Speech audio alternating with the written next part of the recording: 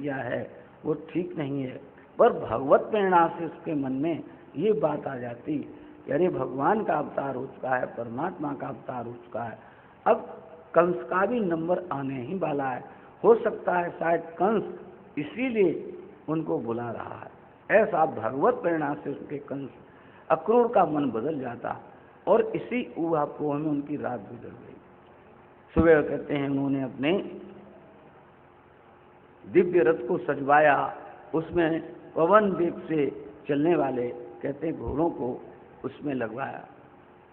अक्रूर जी महाराज जी रथ में बैठ गए। आप देखिए मथुरा से वृंदावन कोई ज्यादा दूर नहीं है और अक्रूर के घोड़ों का ऐसा वर्णन आता है कि वो पवन वेग के समान चलने वाले घोड़े थे। लेकिन अक्रूर जी महाराज जब रथ में बैठ गए तो वो भगवान कृष्ण के बारे में और बलराम के बारे में सोचने लगे। हा, जब मैं जाऊंगा तो मुझे उनका दर्शन होगा, उन भगवान कृष्ण की मुस्कान, बलराम की मुस्कान, वो जब मुझे देखेंगे दूर से ही दंडवत करेंगे और साक्षात दंडवत करेंगे और कहेंगे आओ चाचा आप बड़े दिनों में आए। ऐसा अक्रूर जी महाराज ऐसा सोचने लगे। जब सोचते तो घोड़ों की जो बागडोर थी उनके हाथों से छूट जाती और घोड़े इधर के उधर चरने लगते। जब फिर उन्हें ध्यान आता अरे मैं क्या सोच रहा हूँ, तो घोड़ों की फिर बागडोर पकड़ते और जो रास्ता था उस पर फिर रथ को लेकर आते, फिर चलाते, फिर भगवान कृष्ण और बलराम की बाल लीलाओं में वो खो जाते। ऐसा भागवत में श्री सुखदेव जी महाराज कहते हैं कि हे राजन परीक्षित, वही अक्रूर जी महाराज संध्या के समय वृंदावन में पहुंचे। सुबह के चले हुए और शाम को वृंदावन में पहुंचे, जबकि उनके पवन वेग जैसे घोड़े चलने वाले थे। और इस प्रकार से जब वो आए तो जो वो सोच रहे थे वास्तव में वही हुआ। जब वो संध्या काल में आए तो वहां उन्होंने वास्तव में बाल कृष्णलाल को वहां देखा और बलराम जी को भी वहां देखा। तो उनका मन इतना प्रसन्न हो गया, जो मैं सोच रहा था। देखो कभी कभी मनुष्य जो सोचता है वो हो जाता है, जब हो जाता है तो व्यक्ति कितना खुश होता है। और वो सोचता और मैं और कुछ भी सोच लेता शायद वो भी हो जाता। और यही हुआ। भगवान कृष्ण और बलराम जी को जब अक्रूर जी ने देखा तो एकदम रथ को वहीं छोड़कर उस रथ से कूद पड़े। बाल कृष्ण और बलराम जी ने साक्षात दंडवत किया और साक्षात दंडवत करके उन्होंने एकदम कृष्ण को उठाया, बलराम को उठा के छाती से लगाया। कृष्ण बलराम ने कहा चाचा आप बहुत दिन में आए और मथुरा में कैसे हैं सब लोग, हमारे सगे संबंधी भाई बंधु सब कैसे हैं, हमारे मामा श्री कैसे हैं। और इस प्रकार बलराम जी दोनों ने अपने चाचा का हाथ पकड़ लिया और रथ यथायोग्य जहाँ था वहाँ घोड़े जहाँ बंधने थे बंध गए और अक्रूर जी को लेकर के कृष्ण और बलराम आनंद से आ रहे हैं दोनों भाई। और अक्रूर जी महाराज बड़े आनंद में। भगवान का जिसको स्पर्श मिल जाए, भगवान पर जिसकी कृपा दृष्टि हो जाए, उसको तो कहना ही क्या। भगवान कृष्ण ने स्वयं अक्रूर का हाथ पकड़ा, बलराम जी ने अक्रूर का हाथ पकड़ा और अपने घर की ओर लेकर के आए। और जब घर की ओर ले आए द्वार से ही हमारे कृष्ण बलराम मैया मैया बाबा बाबा, देखो हमारे चाचा जी अक्रूर चाचा है मथुरा से। छोटे छोटे बालक आप देखते हैं जब कोई अपना परिचित आता है तो बड़े खुश होकर आगे दौड़ के जाते हैं, हाथ पकड़ कर घर में लाते हैं। मम्मा मम्मा देखो कौन आया, मामा जी आए, कभी कुछ कहते, बच्चे बड़े खुश। अच्छा ये बच्चे जो होते हैं ये खबरी होते हैं, सूचना देने वाले होते हैं। बच्चे थकते नहीं हैं। आप देखिए थोड़ी देर में आपको सूचना दे, फिर देखने चले जाएंगे फिर क्या हुआ आगे कार्यक्रम, फिर वो आपको देखें फिर बता देंगे अब ये हुआ, फिर लौट जाएंगे। तो ये बच्चे बड़े खबरी होते हैं और खबर देते हैं। तो भगवान कृष्ण और बलराम दूर से कहने लगे देखो भैया कौन आया है, देखो बाबा। अंदर गए तो माता यशोदा, नंद बाबा, रोहिणी, बड़ा आदर सत्कार अक्रूर जी महाराज का किया गया। अक्रूर जी महाराज भी, नंद बाबा, यशोदा, रोहिणी सब लोग बैठे, बच्चे आपस में खेलने लगे इधर से उधर, कृष्ण और बलराम इधर। और फिर घर के बोले भाई बसदेव जी महाराज कैसे हैं, वह हमारे सगे संबंधी कैसे हैं, कंस तो बड़ा दुष्ट है, ये है वो है, अनेक बातें वहाँ पर चर्चा हुई। उन बातों के माध्यम से कहते हैं उनको बहुत सारी रात्र व्यतीत हो गई वार्तालाप करते करते। तब श्री अक्रूर जी महाराज ने ही बातों बातों में बतलाया कि आपको श्री नंद बाबा ने पूछा कि भाई आप किस कारण से हमारे पास आए हैं, आप हमको वो बताइए। अक्रूर जी ने कहा मैं भी यही आपको बताना चाहता था, कंस अपने मथुरा में एक बहुत बड़ा आयोजन कर रहा है जिसमें दंगल कुश्तियों का आयोजन कर रहा है उसमें, और बहुत सारे खेल कूद उसमें होंगे, तो उसमें आपको उस कंस ने आमंत्रित किया है, कृष्ण और बलराम को भी आमंत्रित किया है।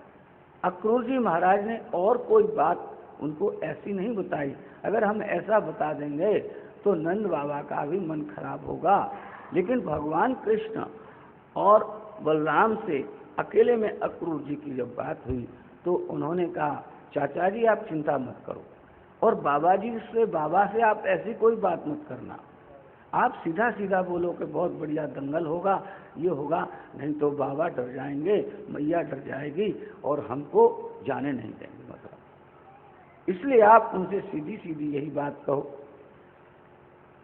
अक्रूर जी ने वैसा ही किया। प्रातःकाल सर्वत्र ये चर्चा और वो कृष्ण और बलराम सजने लगे।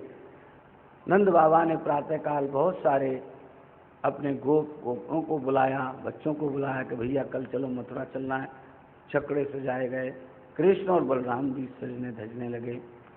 जब ये बात गोपियों को पता लगी कि कृष्ण और बलराम मथुरा जा रहे हैं, एकदम गोपियों का हृदय सन्न रह गया कि बोले ये बालक क्यों जा रहे हैं, अरे भाई अक्रूर आया है ठीक है, बड़े बड़े लोगों को जाना चाहिए, और ये कृष्ण और बलराम को क्यों लेने आया है, इनको वहाँ नहीं जाना चाहिए। गोपियों ने जब ये समाचार सुना कि कृष्ण और बलराम जाएंगे तो उनके हृदय में बड़ा दुख हुआ, और वो कृष्ण और बलराम 5 सब गोपियाँ आकर के इकट्ठी हो गईं और कृष्ण की और बलराम की ओर वो देखने लगी। बाद में गोपियों ने मन में सोचा कि ये बालक, ये तो देखो कृष्ण और बलराम मथुरा जाने की तैयारी में लगे, पर इन्हें नहीं मालूम कि अगर ये चले जाएंगे तो हमारे हृदय पर इनकी वियोग की स्थिति हमारे हृदय पर कैसे व्यतीत होगी। ये तो बालक हैं और ये जाने के लिए तत्पर तैयार हो रहे हैं। गोपियों ने सोचा, कहा अगर ये आगे बढ़कर श्री कृष्ण को हम रोक लेंगे, रथ के आगे लेट जाएंगे, बहुत कुछ करेंगे, हमारे लिए बड़े बड़े क्या करेंगे, हम तो आधे क्षण के लिए भी कृष्ण का परित्याग नहीं कर सकते, हम तो आधे क्षण के लिए भी श्री कृष्ण का परित्याग नहीं कर सकते। हमने रास गोष्ठी में इनके अनुराग ललित स्मृत और वल्ग मंत्र लीलावलोक परिरंभण से सारी रात हमने क्षण के समान जो व्यतीत कर दी है, हाय हाय उनके बिना हम अपना समय कैसे बिताएंगे। प्रतिदिन जिस समय हम देखती हैं कि हमारे प्यारे गाय चरा कर लौटते होते हैं, उनके शरीर पर गायों के खुरों से उड़ी धूल पड़ी होती है, वे बांसुरी बजाते होते हैं और प्रेम भरी मुस्कान युक्त कटाक्ष निरीक्षण से हमको देखते होते हैं, उनके बिना हम कैसे रह सकते हैं। इस प्रकार गोपियां लज्जा छोड़कर गोविंद दामोदर माधवेति इस प्रकार से कीर्तन करने लगी, गाने लगी, नाम ले लेकर गोपियां रोने लगी। सूर्योदय होने पर संध्या वंदन आदि करके अक्रूर ने अपना रथ चलाया। नंद आदि गोपी बड़े बड़े भारी उपायन तथा भेंट सामग्री लेकर उनके साथ चले। गोपियां यह आकांक्षा कर रही थीं कि श्री कृष्ण हमारे लिए कुछ संदेश, कुछ आश्वासन देकर मथुरा जाएं, इसलिए भगवान ने उनकी दशा देखकर एक दूत के द्वारा भगवान ने कहला भेजा, सांत्वयामास सप्रेमैरायाश्रयति दौत्थिकै। इसका एक अर्थ तो यह है कि मैं आऊँगा, आया से। दूसरा अर्थ है कि दौत्तिकई आया से स्वयं तो नहीं आऊँगा, लेकिन दूत को भेजूंगा। दूसरा अर्थ इसका क्या है? मैं स्वयं नहीं आऊँगा, किसी दूत के द्वारा आऊँगा, अर्थात उद्धव के साथ आऊँगा। जो धर्मात्मा लोग होते हैं उनको श्री कृष्ण झूठ बोलते हैं। यह बात तो सहन नहीं होती, अतः बोलते समय श्री कृष्ण ने यह ख्याल रखा कि मेरी बात सच्ची होनी चाहिए, और कहा कि दौत्य कही आयास से मैं दूत के रूप में आऊँगा। भगवान ने ये बोला। जब एक रथ की धूल दिखती, जब तक धूल की रथ दिखती रही, तब तक गोपियां देखती रही, मानो गोपियों की आत्मा श्री कृष्ण का पीछा कर रही है। उसके बाद जब दिखना बंद हो गया, तब वे निराश होकर के लौट आई। उनके मन की आशा टूट गई, किंतु फिर भी वे समझती थी कि वे हमेशा के लिए नहीं गए हैं, केवल आज ही नहीं लौटेंगे। उनके मन में यह भी था कि थोड़ी दूर जाने पर श्री कृष्ण के हृदय में जब मैया का और हमारे प्रेम उमड़ेगा, तब अक्रूर से कहेंगे कि तुम रथ को घुमाओ और वृंदावन की ओर ले चलो। लेकिन जब काफी देर हो गई, उन्होंने सोचा, देखा कि वे लौटते नहीं, तब वे लौट आएंगे और श्री कृष्ण लीला का गान करने लगी। बिरही के लिए एकमात्र प्रियतम के गुण का गान ही सहारा रह जाता है। प्रियतम जब चला जाता है, बिछुड़ जाता है, तब केवल प्रियतम का जो गुण है उन्हीं का सहारा उसके लिए रह जाता है। केवल वो उन गुणों को याद करते हैं और उन्हीं गुणों में उनकी लीला का निरंतर वो चिंतन करते रहता है प्रेमी, और उसी में वो डूबा रहता है। अब इधर श्री कृष्ण बलराम जी अक्रूर के साथ उनके वायु वेग वाले रथ में कालिंदी मग्नाश्री यमुना तट पर जा पहुंचे। आप जब 84 कोसी पर, तब आपने देखा होगा ये अक्रूर घाट है यहाँ पर यमुना के किनारे। तो जब 84 कोस की ब्रज परिक्रमाएं की जाती हैं, तो यहाँ सबसे पहले परिक्रमा अक्रूर घाट से जाती है।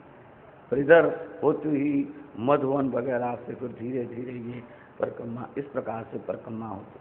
तो यहाँ अक्रूर घाट बना हुआ है, कभी आप जाएं उस पर दर्शन करें।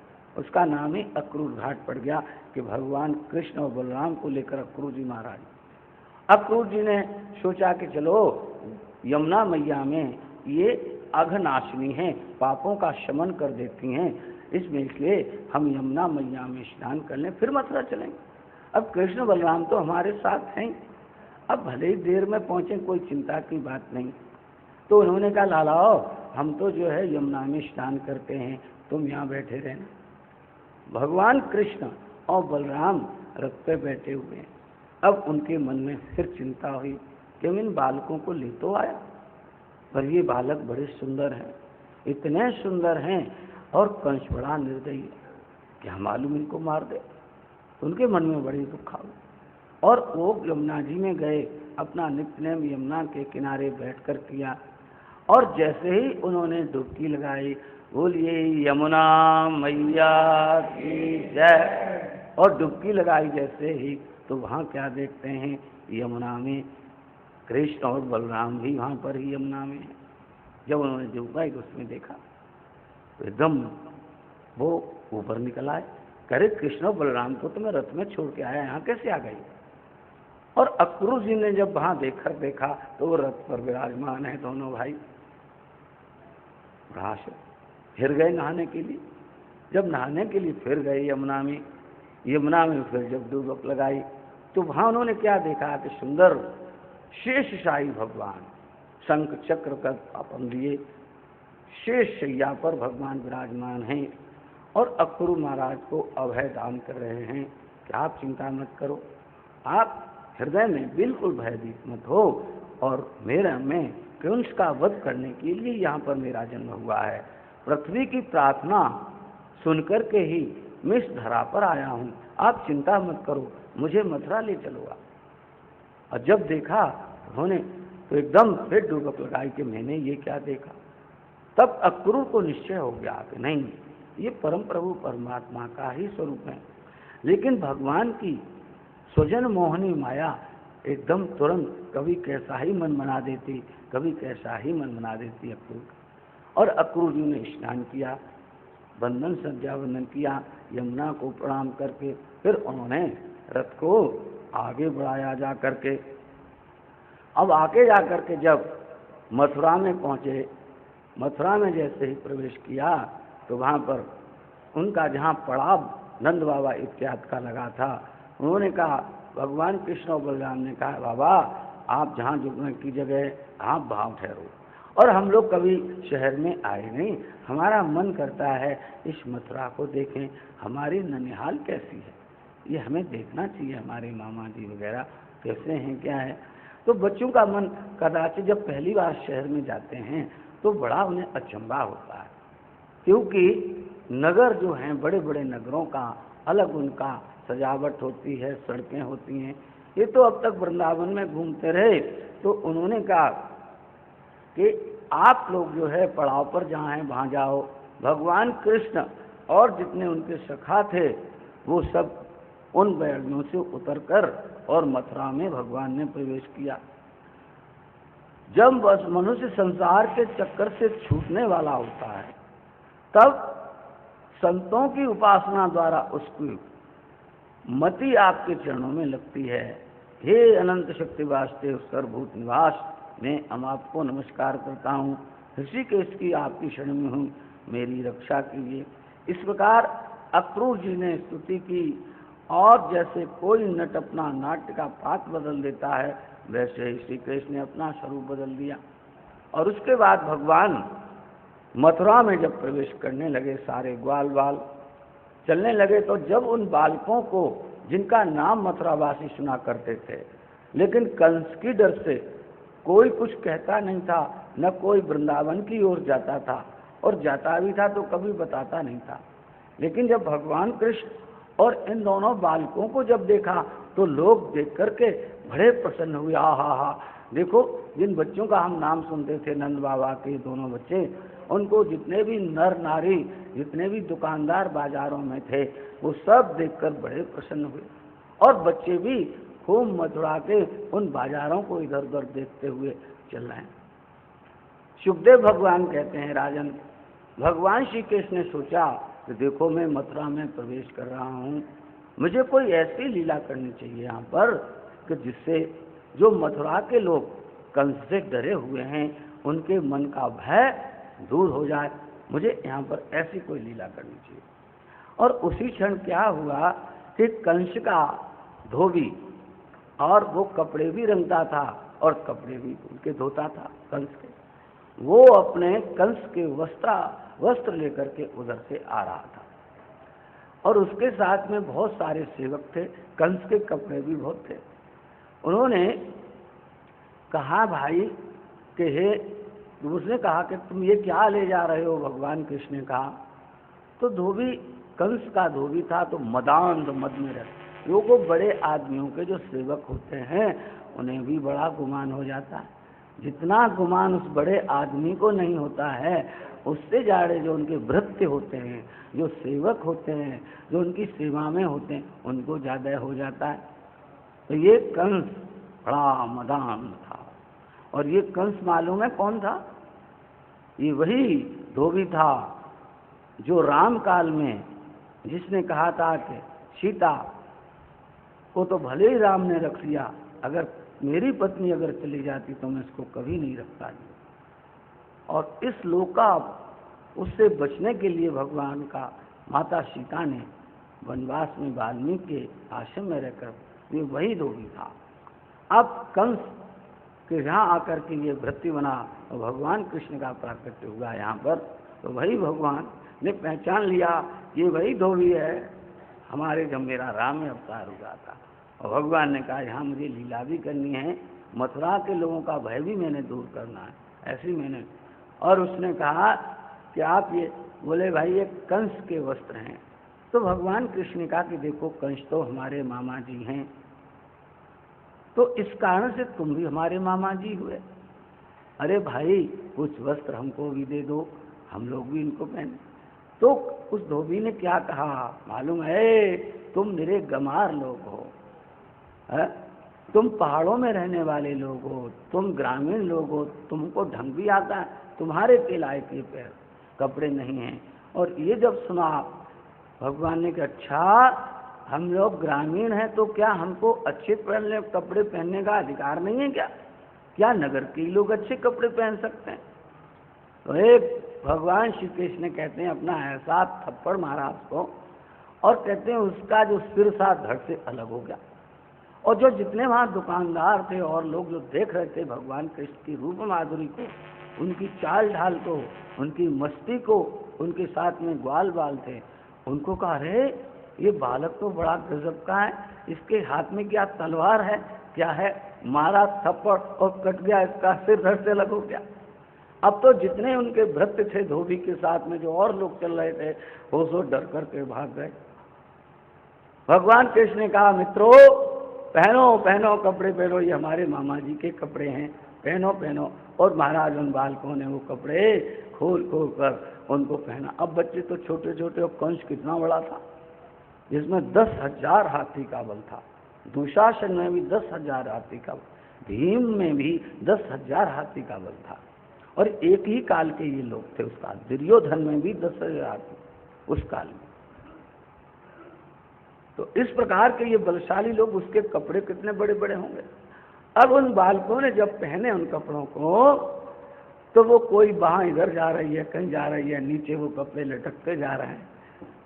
तो वहाँ पास में एक कपड़े सिलने वाला व्यक्ति था, उन्होंने देखा आहा ये बड़े बलूक मालक हैं, हमने जिनका नाम सुना, इन्होंने कंस ने जितने भी दैत्य भेजे कोई बचकर वापस नहीं आया। भगवान की ऐसी रूप माधुरी जो उन्हें देखता वही देखता रह जाता। और जब वहाँ की स्त्रियों ने ये समाचार सुना तो अपने घरों में छज्जों में खड़े हो करके उन बालकों को देखें, सब ही अटारियाँ भर गईं, बालकनियाँ भर गईं, सब बूढ़े बड़े सब बाल कृष्णलाल और भगवान बलराम को सब देख रहे हैं। जब ये हुआ तो उस दर्जी ने कहा कि चलो मैं कुछ सेवा कर लूँ ठाकुर की। उसने कहा अरे लाला तुम यहाँ आओ, हमारे पास आओ। और कहते हैं उस दर्जी के पास और भी बहुत सारे दर्जी थे, बड़े शोरूम रहा होगा उसका। तो उसने जल्दी कहा लाओ हम तुम्हारे कपड़े जल्दी फिट कर देते हैं। और उन्होंने कैंची से काट सिल सिलाकर सब के फिट के कपड़े बना दिए। जो श्रृंगार हो गया भगवान का, बढ़िया कपड़े भी हो गए, रात वेशभूषा भगवान के हो गए। अब आगे मस्ती में चलने लगे। अब जब ये हो गया देखो कपड़े अच्छे हो गए, ठीक है, पहले कपड़े में कपड़े मिल गए, अब कपड़े फिट नहीं थे, फिट हो गए। हाँ, अब रह गई कमी, गले में हार होना चाहिए। हाँ, आगे देखा एक माली की दुकान थी बढ़िया, सुदामा नाम का माली था। उन्होंने बालकों को दिया, हा हा इनका इतना सुंदर श्रृंगार है, अरे कि इनके गले में माला भी तो होनी चाहिए। उस माली ने कहा आओ आओ आओ, सब स्वागत करते हैं बच्चों का, बोले कहो हम तुम्हारे गले में तो माली ने सुंदर सुंदर मालाएं पहना दी, भगवान का श्रृंगार।